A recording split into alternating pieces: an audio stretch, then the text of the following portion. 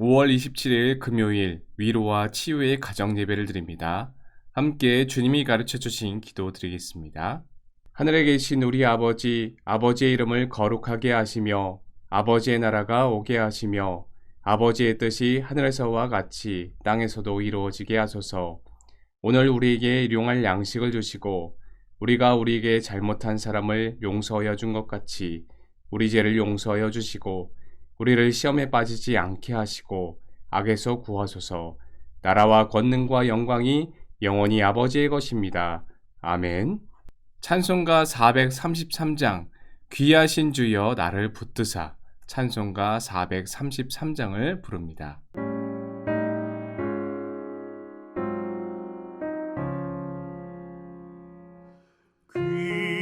귀하신 주여 날 붙드사 주께로 날마다 더 가까이 저 하늘나라 나 올라가 우주의 품 안에 늘 안기어 영생의 복 받기 원합니다. 봉헌할 물건 나 없어도 날마다 주께로 더 가까이 내 죄를 주께 다 고하니 주님의 보혈로 날 씻으사 눈보다 더 희게 하옵소서. 간악한 마귀 날 꾀어도 주 예수 앞으로 더 가까이 이 세상 속한 그 허영심 또 주한 생각을 가버리니 정결한 맘 내게 늘 주소서. 이 세상 내가 살 동안에 주께로 날마다 더 가까이 전에는 천국 나 들어가 한없는 목락을 다 얻도록 풍성한 은혜를 주옵소서.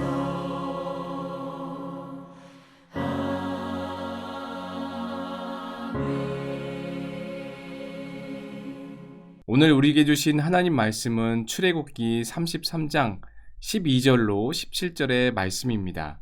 출애굽기 33장 12절로 17절의 말씀을 한 절씩 교독하겠습니다. 모세가 여호와께 아뢰되 보시옵소서 주께서 내게 이 백성을 인도하여 올라가라 하시면서 나와 함께 보낼 자를 내게 지시하지 아니하시나이다. 주께서 전에 말씀하시기를 나는 이름으로도 너를 알고 너도 내 앞에 은총을 입었다 하셨사온즉 내가 참으로 주의 복전에 은총을 입었사오면 원하건대 주의 길을 내게 보이사 내게 주를 알리시고 나로 주의 복전에 은총을 입게 하시며 이 족속을 주의 백성으로 여기소서. 여호와께서 이르시되 내가 친히 가리라. 내가 너를 쉬게 하리라. 모세가 여호와께 아뢰되 주께서 친히 가지 아니하시려거든 우리를 이곳에서 올려 보내지 마옵소서. 나와 주의 백성이 주의 복전에 은총 입은 줄을 무엇으로 알리이까? 주께서 우리와 함께 행하심으로 나와 주의 백성을 천하 만민 중에 구별하심이 아니니이까? 여호와께서 모세에게 이르시되 내가 말하는 이 일도 내가 하리니 너는 내 목전에 은총을 입었고 내가 이름으로도 너를 알미니라. 아멘. 모세는 임시로 설치한 회막으로 나아가서 그곳에서 하나님과 대화를 나누었습니다. 모세가 회막으로 나아갈 때마다 모든 백성들은 자기 장막문 앞에 서서 모세의 행동을 지켜보았습니다. 놀랍게도 모세가 회막 안으로 들어가면 구름 기둥이 내려와서 그 문 앞에 머물러 있었습니다. 백성들은 이러한 현상 앞에 모두 각자 자기 장막문 앞에서 경배했다고 기록을 하고 있습니다. 오늘 본문은 모세가 하나님께 이스라엘 백성들을 위해 중보한 사실을 기록하고 그에 대한 하나님의 응답을 기록하고 있습니다. 모세는 이스라엘을 위해 기도한 내용은 하나님께서 이스라엘과 동행하여 달라라는 것입니다. 이러한 모세의 간구를 들으시고 그 마음을 돌이켜 이스라엘과 동행하시기로 약속을 해주십니다. 그리고 그 증거로 모세에게 당신의 영광의 일부를 보여주겠다고 하십니다. 우리는 여기서 모세가 하나님 앞에 나아가 기도했던 모습, 그리고 백성들을 위해 중보 기도했던 그 기도의 위력과 죄인들에 대한 하나님의 무한하신 사랑을 느끼게 됩니다. 먼저 12절과 13절을 보게 되면 모세가 오직 하나님의 은총에 의지해서 이스라엘 위해 하나님께 간구했던 모습을 볼 수 있습니다. 모세는 결코 자기의 의로움이나 공로를 내세우지 않았습니다. 오직 하나님의 은총에 호소하여 기도했다라는 것이죠. 그 결과 하나님께서는 모세의 기도를 들으시고 이스라엘과 동행치 않겠다 하는 그 당신의 뜻을 돌이키십니다. 왜 이러한 이야기가 나왔는가? 앞서 32장에서 무슨 일이 있었는가 한번 살펴보아야 합니다. 바로 시내산에 올라간 모세를 기다리지 못하고 불안해했던 이스라엘 백성들이 장신구들을 모아서 금송아지 우상을 만들어 화목제를 드리게 되는 그런 어처구니 없는 일을 저지르게 됩니다. 이 금송아지가 어떻게 애굽으로부터 탈출시킨 그런 신이란 말입니까? 하나님은 모세에게 내가 이 백성을 보니 목이 뻣뻣한 백성이로다 한탄하시면서 그들을 목이 곧은 백성이라 칭하십니다. 모세는 하나님의 진노하심에 대해 이스라엘 백성들을 돌이킬 중재자의 역할을 하였던 것이죠. 이처럼 하나님의 은총에 호소하는 기도는 하나님의 마음을 움직입니다. 결코 자신의 공로나 업적을 내세우는 기도는 하나님의 마음을 움직일 수 없습니다. 왜입니까? 인간은 그 누구도 하나님께 무엇을 요구할 만큼 의롭지도 않고 권위롭지도 않기 때문입니다. 오히려 우리는 하나님의 이름조차 부를 수 없는 미천한 죄인에 불과합니다. 그래서 하나님의 은총 없이는 도저히 기도조차 할 수 없는 그런 존재이기 때문에 이런 존재가 어떻게 감히 하나님 앞에서 자신의 공로와 업적을 내세울 수 있겠느냐 하는 것입니다. 또 내세운다고 한들 그것이 어떻게 하나님 앞에서 공로나 업적이 될 수 있겠습니까? 신약에 종종 예수님의 비유 속에 등장하는 바리새인은 이 사실을 깨닫지 못하였습니다. 그래서 하나님 앞에 자신의 공로와 업적을 내세우며 내세울 곳이 없었던 그 세리를 멸시하였습니다. 그러나 그의 공로와 업적은 결코 단 한 가지도 하나님 앞에 의롭다 인정받지 못하였습니다. 오히려 자신이 죄인임을 깨닫고 감히 고개조차 들지 못하였던 하나님의 긍휼을 구했던 그 세리의 기도가 하나님의 마음을 움직였고 예수님께 의롭다 하심을 얻을 수 있었습니다. 그렇습니다. 자신의 공로와 업적을 내세우는 일은 하나님 앞에 교만인 것입니다. 그러한 마음의 기도로 결코 하나님의 마음을 움직일 수 없다는 사실을 기억해야 합니다. 그러므로 우리는 오직 겸손한 마음으로 하나님 앞에 하나님의 은총을 호소하는 그런 기도를 해야 하는 것이죠. 그래야 할 때 우리의 기도는 하나님 앞에 상달되어 그분의 마음에 와닿을 것이며 때로는 하나님의 마음에 정말 움직이게 되면 마침내 놀라운 역사를 이루게 될 것입니다. 그런가 하면 성도가 우선적으로 구해야 할 것은 하나님의 동행하심입니다. 13절을 보면은 모세는 하나님께 주의 길을 자신에게 알리신 것과 이스라엘 족속을 하나님의 백성으로 여겨달라 간구하였던 모습을 볼 수 있습니다. 이것은 사실상 하나님께서 이스라엘과 동행해 주시기를 간구했던 것인데, 이에 대해 하나님께서 어떠한 응답으로 화답을 하셨는가 보아하니 14절에 내가 친히 가리라, 내가 너를 쉬게 하리라. 즉 하나님께서 모세의 기도로 말미암아 이스라엘과 동행치 않겠다 그 선언하신 것을 거두시고 그들과 함께 가실 것을 약속하셨던 것입니다. 이에 대해 모세는 하나님께 주께서 친히 가시지 아니하시려거든 이스라엘 백성을 가나안 땅으로 올려 보내지도 마시옵소서 이렇게 호소하면서 한층 더 그런 깊은 높은 요구를 하였습니다. 왜냐하면 하나님께서 함께 하시지 않으면은 자신들이 가나안 땅에 들어가 봤자 그것은 무슨 의미가 있겠느냐 하는 그런 마음에서 했던 말입니다. 일전의 기사에서 우크라이나 각지에 시민들이 러시아 침공에 맞서 총을 들고 그렇게 전투에 나선 가운데 밤새도록 빵을 구워 러시아군에 대항하는 우크라이나 제빵사의 사연을 본 적이 있습니다.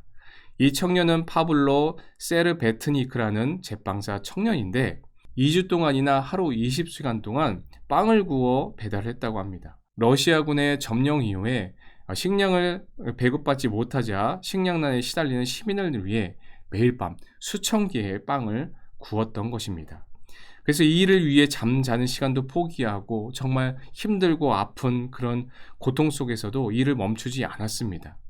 사실 이 청년은 우크라이나 요리사 대회 마스터 셰프 2019년 우승자였습니다. 그리고 헤르손에서 피자 가게를 운영하던 그런 성공한 요리사였습니다. 그랬던 그가 멈추지 않고 밤새 빵을 구워냈던 이유가 무엇입니까? 나라를 빼앗기고 시민들이 무너지면 자신의 삶도 없는 것과 마찬가지였기 때문입니다. 그렇습니다. 하나님의 백성이 하나님으로부터 버림받는다면 이 세상에서 아무리 좋은 것을 얻는다 할지라도 그것은 헛될 뿐입니다. 그것은 하나님의 백성에게 있어 하나님이 함께 하시지 않는 것은 그들의 존재 이유를 상실했다라고 해도 과언이 아닙니다. 또 복의 근원이신 하나님이 함께 하시지 않으면 그들이 누리는 것도 아무 소용이 없습니다.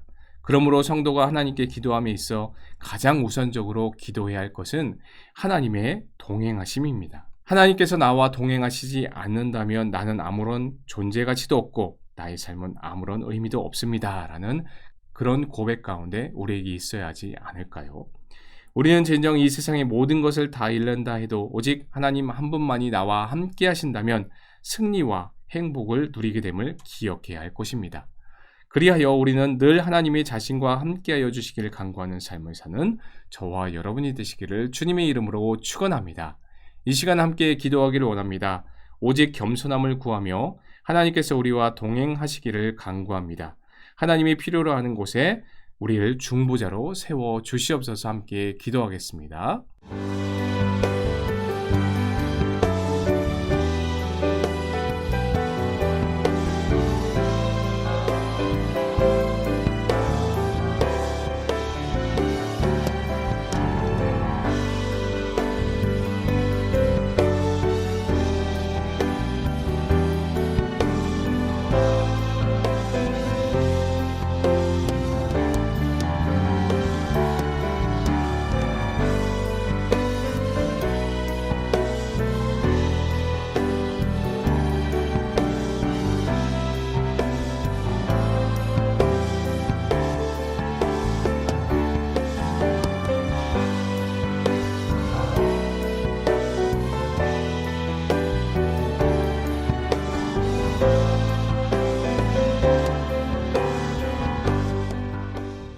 사랑 많으신 하나님 아버지 감사합니다. 죄 많고 허물 많은 저희를 주의 자녀 삼아주시고 목이 곧은 백성들인 우리를 의롭게 여겨주시는 하나님의 무한하신 사랑을 다시 한번 상고합니다.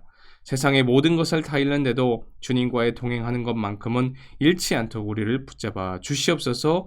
감사를 드리오며 예수님의 이름으로 기도하옵나이다. 아멘.